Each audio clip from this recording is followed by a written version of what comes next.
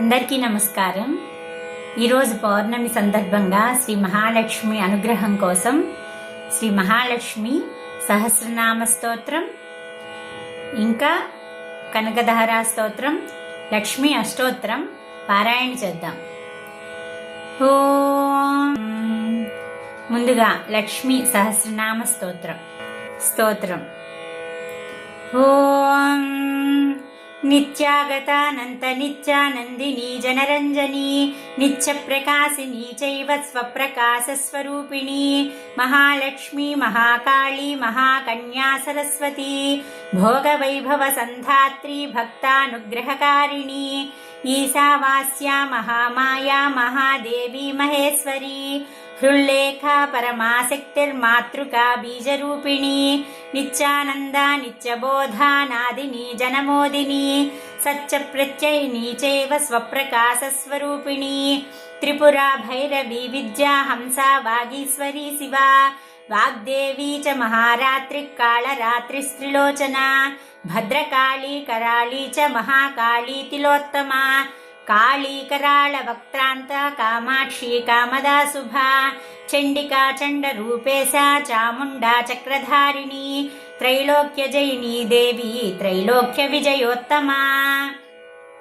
సిద్ధలక్ష్మి క్రియాలక్ష్మిర్మోక్షలక్ష్మి ప్రసాదిని ఉమా భగవతి దుర్గా చాంద్రీ దాక్షాయణి శివా ప్రత్యంగిరాధరా వేలా లోకమాతా హరిప్రియా పార్వతీ పరమాదేవి బ్రహ్మ విద్యా ప్రదాయిని అరూపా బహురూపా చ విరూపా విశ్వరూపిణి పంచభూతాత్మికా వాణి పంచభూతాత్మికా పరా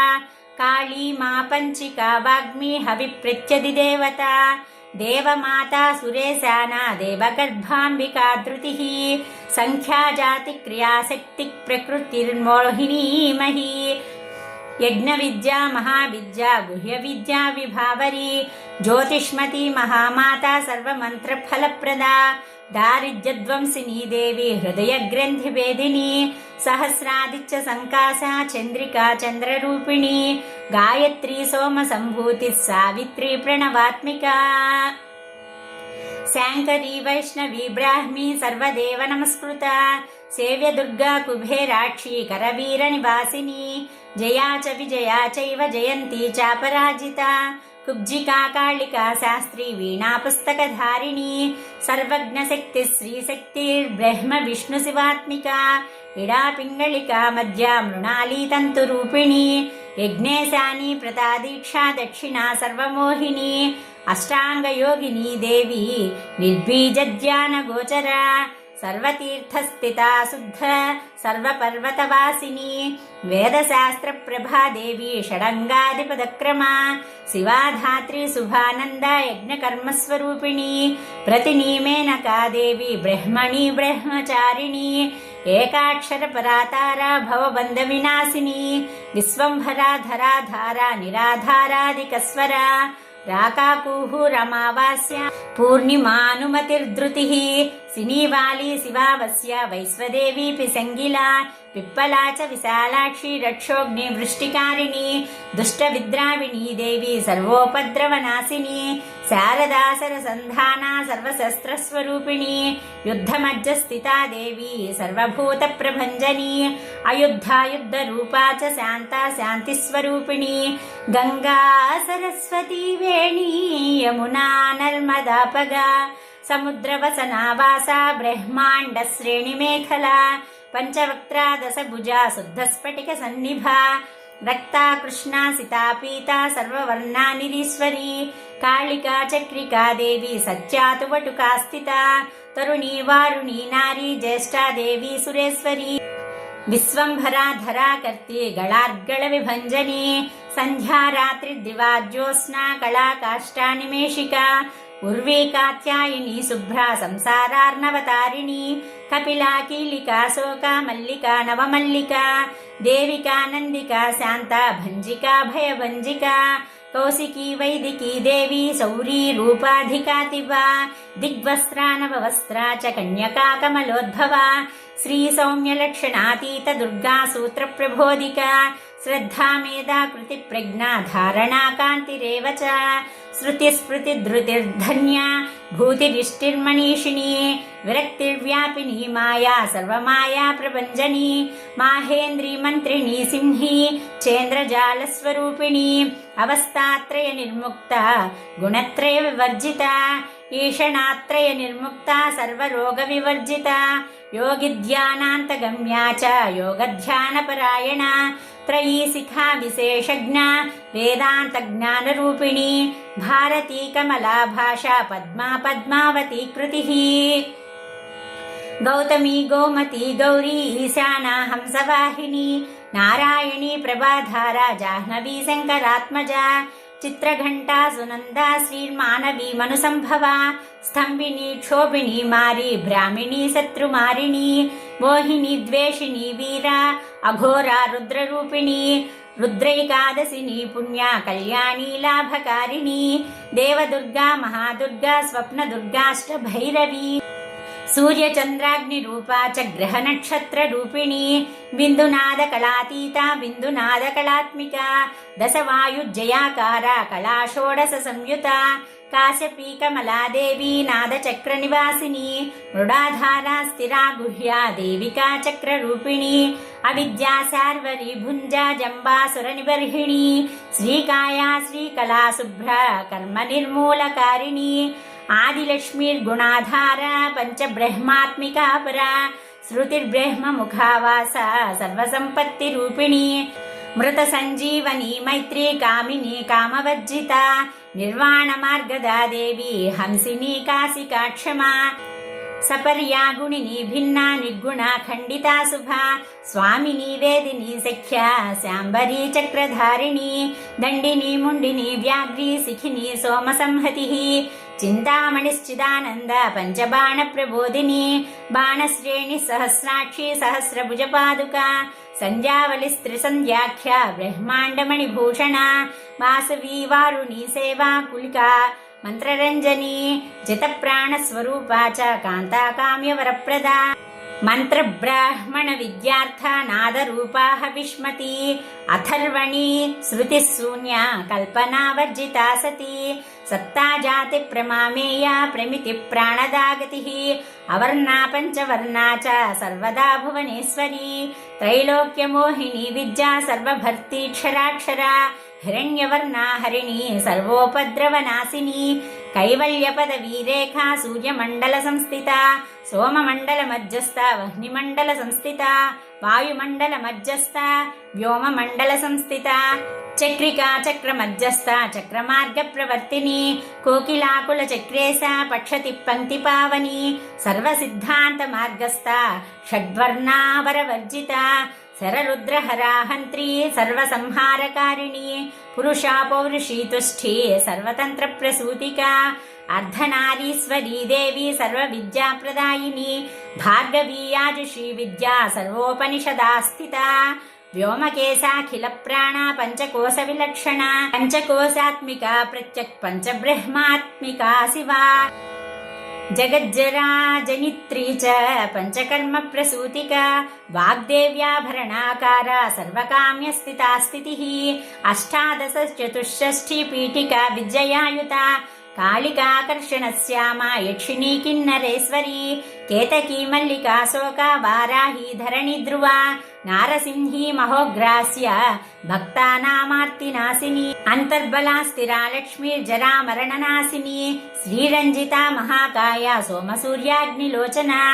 अदितिर्देव माता च अष्टपुत्राष्टयोगिनी अष्टप्रकृतिरष्टाष्ट विभ्राजद्विकृताकृतिः दुर्भिक्षध्वंसिनी देवी सीता सत्या च रुक्मिणी ख्यातिजा भार्गवी देवी देवयोनिस्तपस्विनी शाकम्भरी महाशोणा गरुडोपरि संस्थिता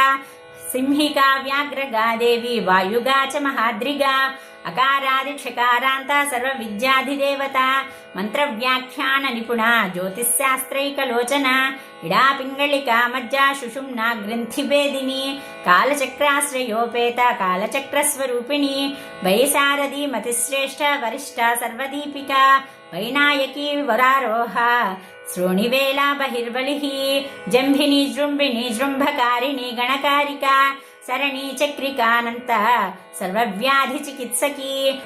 దేవకీ దేవ సంకాశ వారిధి కరుణాకరా సర్వరీ సర్వసంపన్నా సర్వపాప ప్రభంజనీ ఏకమాత్రా ద్విమాత్రా చ త్రిమాత్రా చ తథా పరా అర్ధమాత్రా పరా సూక్ష్మా సూక్ష్మార్థార్థ పరా పరా ఏకవీరా విశేషాఖ్యా షష్ఠీ దేవి మనస్విని నైష్కర్మ్యా నిష్కళా లోక జ్ఞానకర్మాధికా గుణ సబంధ్వానంద సందోహ వ్యోమాకారా నిరూపిత గజ్జపజ్జాత్మిక వాణి సర్వాలంకార సంయుత సాధుబంధ పదన్యాస సర్వోకో ఘటికావళి షట్కర్మ కర్కశాకార సర్వకర్మ వివర్జిత ఆదిత్యవర్ణా చాపర్ణా కామిని వరరూపిణి బ్రహ్మాణి బ్రహ్మ సంతాన వేదవాగీశ్వరీ శివ పురాణన్యాయ మీమాంసా ధర్మశాస్త్రాగమశ్రుత సజ్జో వేదవతి సర్వా హంసి విద్యాదిదేవత విశ్వేశ్వరి జగద్ధాత్రి విశ్వనిర్మాణకారిణి వైదికీ వేద రూపా చ కాళికా కాళరూపిణి నారాయణి మహాదేవి సర్వతత్వ ప్రవర్తిని హిరణ్యవర్ణ రూపా చ హిరణ్యపద సంభవ కైవల్యపద విపుణ్య కైవల్య జ్ఞానలక్షిత బ్రహ్మ సంపత్తి రూపా చ బ్రహ్మ సంపత్తికారిణి వారుణి వారుణారాధ్య సర్వకర్మ ప్రవర్తిని ఏకాక్షర పరాయుక్త సర్వదారిద్ర్య భంజని పాశాంకుశాన్వితా దివ్యా వీణా వ్యాఖ్యాక్షసూత్రభృత ఏకమూర్తిస్త్రయీ మూర్తిర్మధుకైటవ భంజిని సాంఖ్యా సాంఖ్యవతి జ్వాలా జ్వలంతి కామరూపిణి జాగ్రంతి సర్వసంపత్తి సుషుప్త శ్రేష్టదాయిని కపాలిని మహాదంష్ట్రా భృకుటి కుటిలానన సర్వావాస సువాసా చ బృహత్యష్టిశ్చ శక్వరీ ఛందోగణ ప్రతిష్టా చ కల్మాషి కరుణాత్మిక చక్షుష్మతి మహాఘోష ఖడ్గచర్మధరాసిని శిల్పవైచిత్ర్య విద్యోత సర్వతో భద్రవాసిని అచించలక్షణాకార సూత్రభాష నిబంధన సర్వవేదార్థ సంపత్తి సర్వశాస్త్రార్థ మాతృక అకారాదిక్షకారాంత సర్వవర్ణ కృతస్థల సర్వలక్ష్మీ సదానంద సార విద్యా సదాశివ సర్వజ్ఞ సర్వశక్తిశ్చ కేసరీ రూప గోశ్రిత అణిమాది గుణోపేత పరాకాష్ఠా పరాగతి హంసయుక్త విమానస్థ హంసారూఢా శశిప్రభ భవానీ వాసనా శక్తిరాకృతిస్థాఖిలాఖిల తంత్రహేతుర్విచిత్రాంగి వ్యోమగంగా వినోదిని వర్షా చ వార్షికా చైవ రుగ్యజుస్సామరూపిణి మహానదీ నదీ పుణ్యా గణ్యపుణ్య గుణక్రియా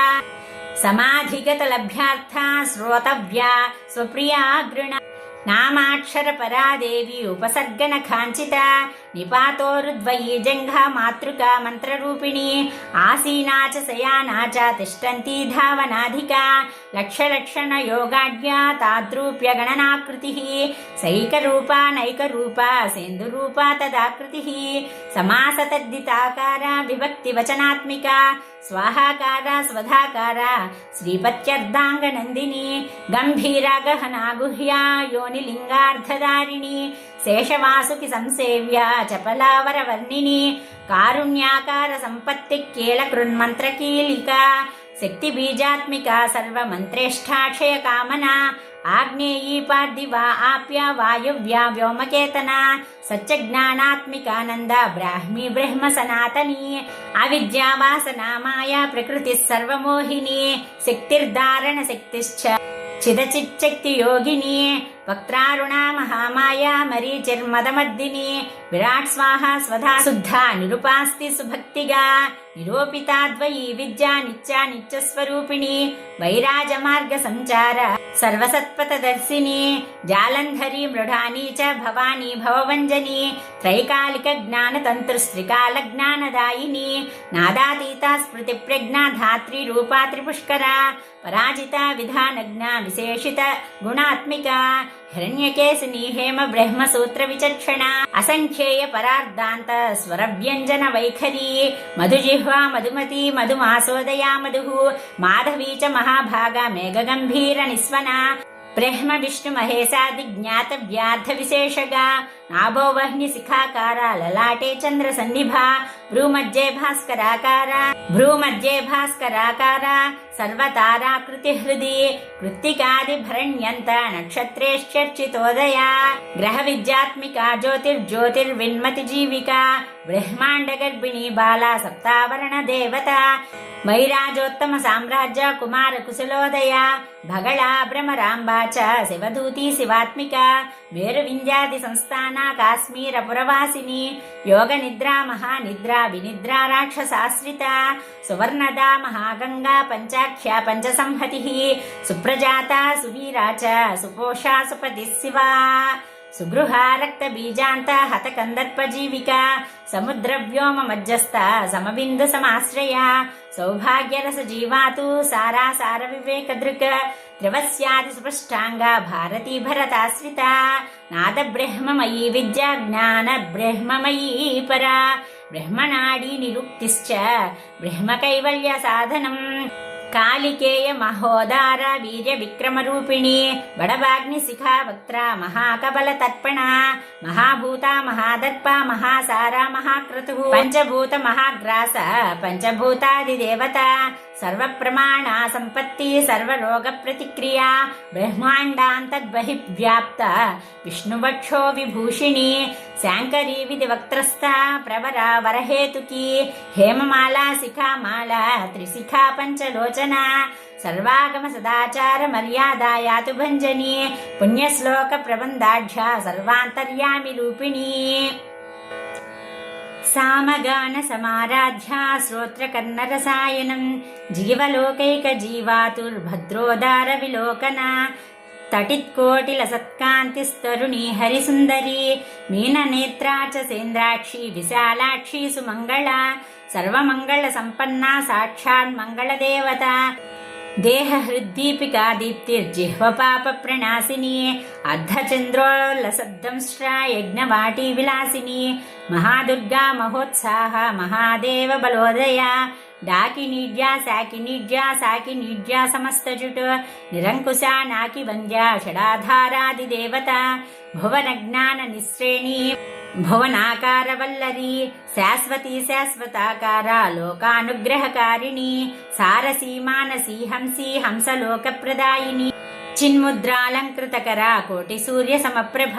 సుఖ ప్రాణి శిరోరేఖ సదదృష్ట ప్రదాయిని సర్వసాంకర్య దోషగ్ని గ్రహోపద్రవ నాశిని క్షుద్ర జంతుర్భయగ్ని చ విషరోగాధిభంజని సదా శాంత సదా శుద్ధ గృహఛిద్ర నివారిణి కలిదోష ప్రశమని కోలాహల పురస్థిత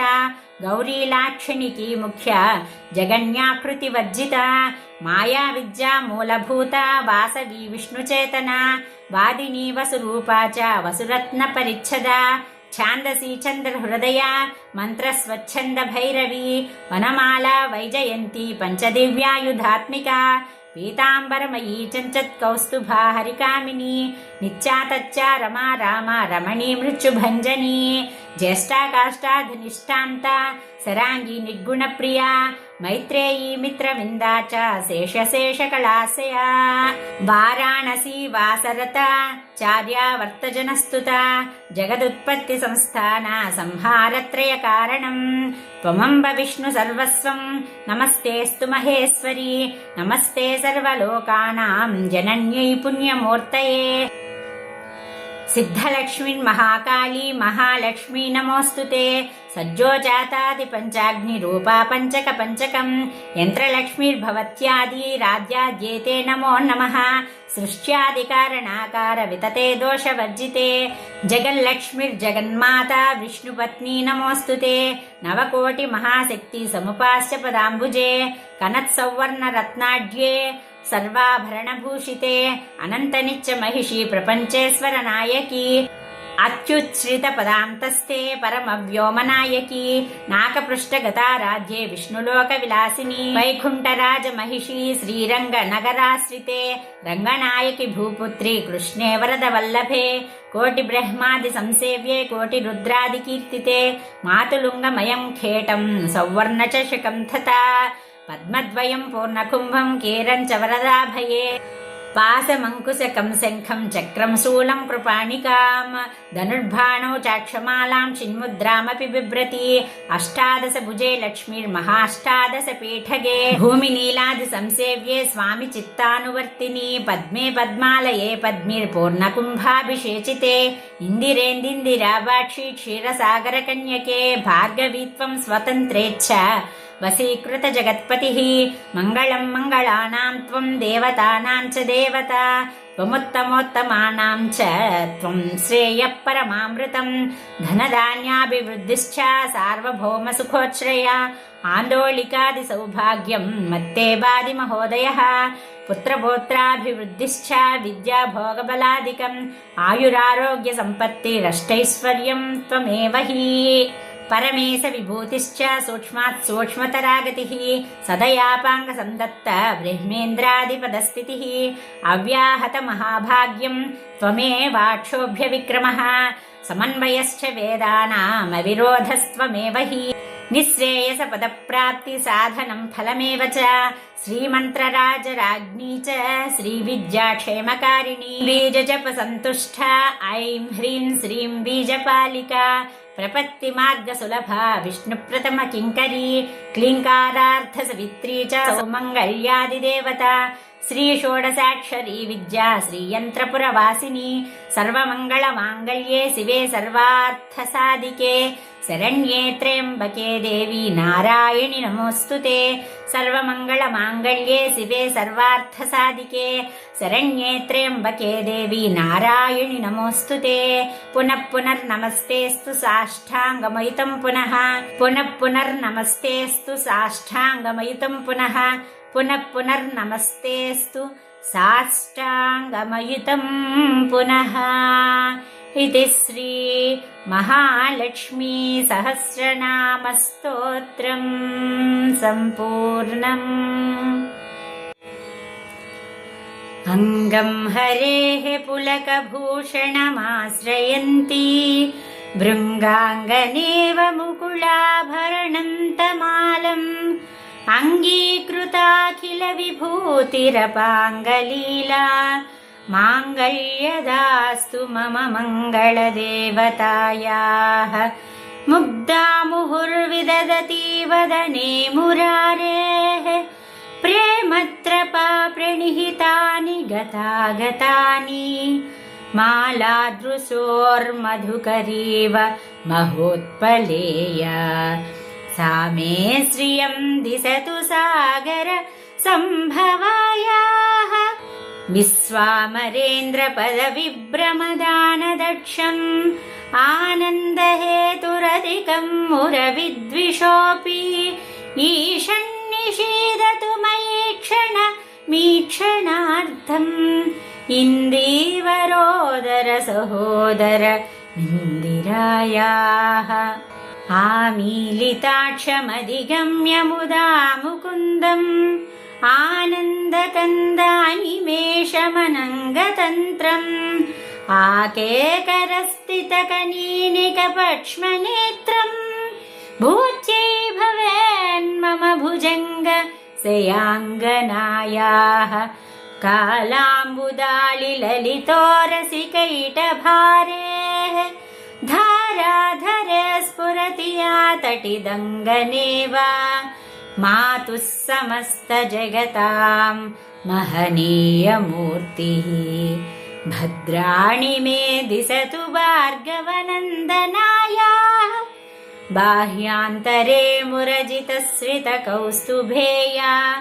हारावळीव हरिनीलमयी विभाति कामप्रदा भगवतोऽपि कटाक्षमाला कल्याणमावहतु मे कमलालयायाः प्राप्तं पदं प्रथमतः खलु यत्प्रभावात् माङ्गल्यभाजि मधुमाथिनि मन्मथेन मय्यापतेत्तदिह मन्थरमीक्षणार्थम् मन्दालसञ्चमकरालय कन्यकायाः दज्जाद्दयानुपवनो द्रविणाम्बुधाराम् अस्मिन्न किञ्चन विहङ्गसिशौ विषण्णे दुष्कर्म घर्ममपनीय चिराय दूरम् नारायण प्रणयिनी नयनाम्बुवाहः इष्टाविशिष्टमतयोऽपि ययादयार्ध दृष्टा स्त्रिविष्टपपदं सुलभं भजन्ते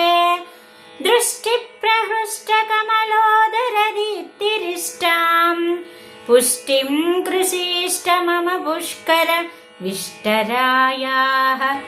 गीर्देवतेति गरुडध्वज सुन्दरीति शाकम्भरीति शशिशेखर वल्लभेति सृष्टिस्थितिप्रलयकेलिषु संस्थितायै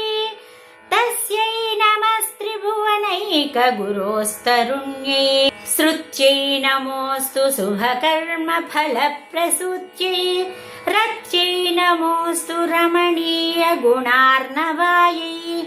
शक्यै नमोऽस्तु शतपत्रनिकेतनायै पुष्यै नमोऽस्तु पुरुषोत्तम वल्लभायै नमोऽस्तु नाळीकनिभाननायै नमोऽस्तु दुग्धोदधि जन्मभूम्यै नमोऽस्तु सोमामृतसोदरायै नमोऽस्तु नारायण वल्लभायै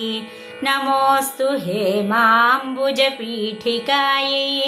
नमोऽस्तु भूमण्डलनायिकायै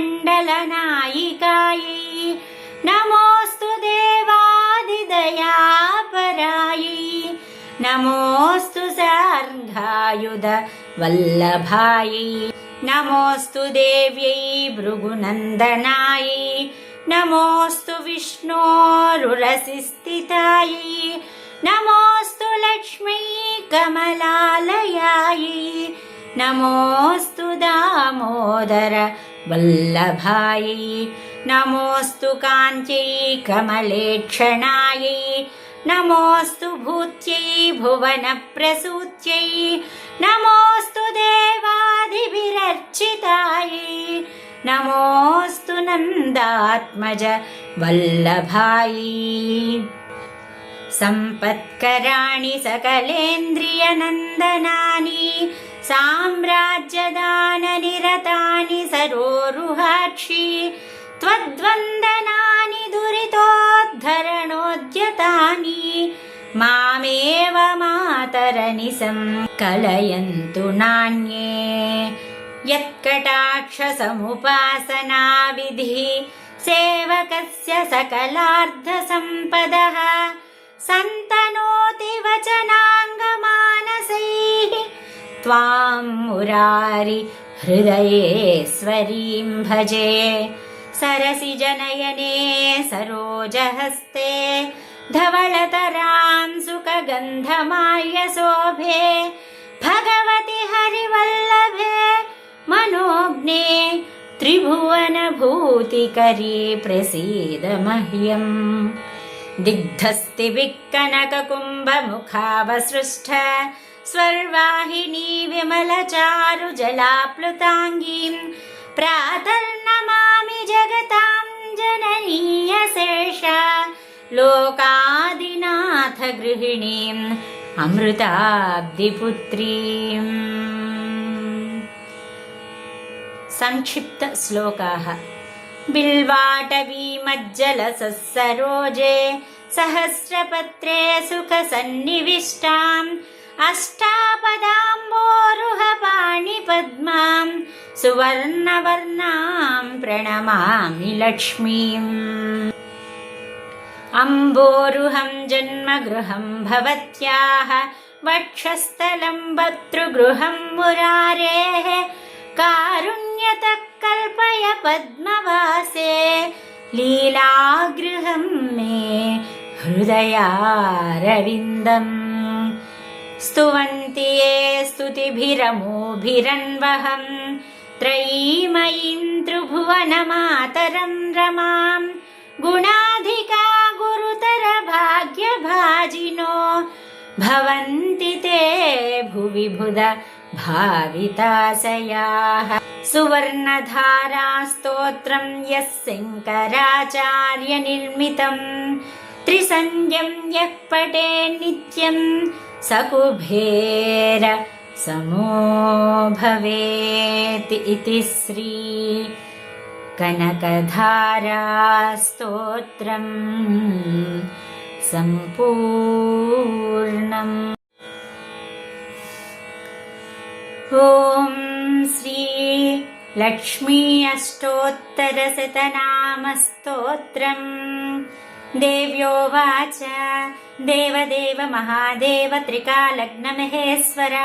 करुणाकर देवेश भक्तानुग्रहकारक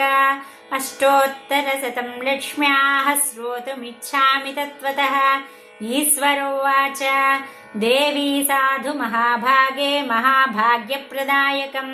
सर्वैश्वर्यकरं पुण्यं सर्वपापप्रणाशनं सर्वदारिद्र्यशमनं श्रवणाद्भुक्तिमुक्तिदं राजवस्यकरं दिव्यं गुह्याद्गुह्यतरं परं दुर्लभं सर्वदेवानां चतुष्षष्टिकलास्पदं पद्मादीनां वरान्तानां निधीनां नित्यदायकं समस्तदेव संसेव्यम् अणिमाद्यष्टसिद्धिदं किमत्र बहुनोक्तेन देवी प्रत्यक्षदायकं तव प्रीत्याद्य वक्ष्यामि समाहितमनः शृणु। अष्टोत्तरशतस्यास्य महालक्ष्मीस्तु देवता क्लीं बीजपदमित्युक्तं शक्तिस्तु भुवनेश्वरी अङ्गन्यास करन्यास इत्यादि प्रकीर्तितः। ध्यानं वन्दे पद्मकरां प्रसन्नवदनां सौभाग्यदां भाग्यदां हस्ताभ्यामभयप्रदां मणिगणैर्नानाभिधैर्भूषितां भक्ताभीष्टफलप्रदां हरिहरब्रह्मादिभिः सेवितां पार्श्वे पङ्कजशङ्खपद्मनिधिभिर्युक्तां सदा शक्तिभिः सरसिजनयने सरोजहस्ते धवलतरां सुखगन्धमाल्यशोभे भगवति हरिवल्लभे मनोज्ञे त्रिभुवनभूतिकरी प्रसीद मह्यम्। ॐ प्रकृतिं विकृतिं विद्यां सर्वभूतहितप्रदां श्रद्धां विभूतिं सुरभिं नमामि परमात्मिकां वाचं पद्मां लयां पद्मां शुचिं स्वाहां स्वदां सुधां धन्यां हिरण्मयीं लक्ष्मीं नित्यपुष्टां विभावरीम् अदितिं च दितिं दीप्तां वसुधां वसुधारिणीं नमामि कमलां कान्तां कामाक्षीं क्रोधसम्भवाम्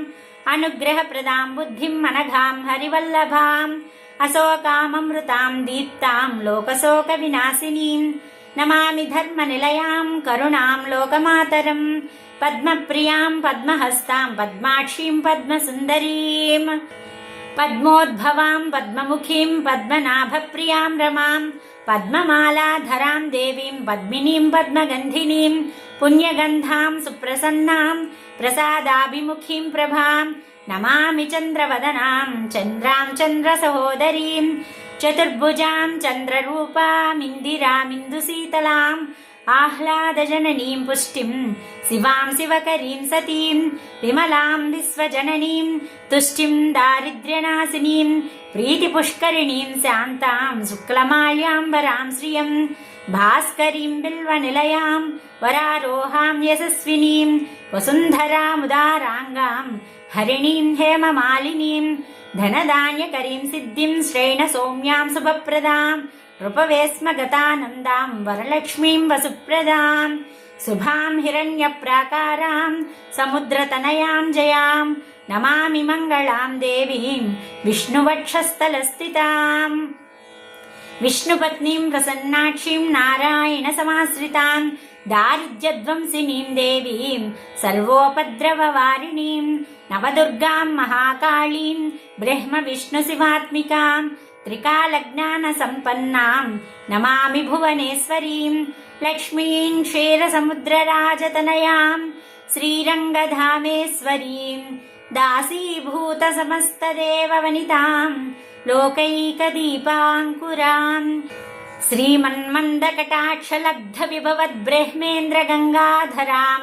त्वां त्रैलोक्यकुटुम्बिनीं सरसिजां वन्दे मुकुन्दप्रियां मातर्नमामि कमले कमलायताक्षी श्रीविष्णुहृत्कमलवासिनि विश्वमातः क्षीरोदजे कमलकोमलगर्भगौरी लक्ष्मीं प्रसीद सततं नमतां शरण्ये त्रिकालं यो जपेद्विद्वान् षण्मासं विजितेन्द्रियः दारिद्र्यध्वंसनं कृत्वा सर्वमाप्नोति यत्नतः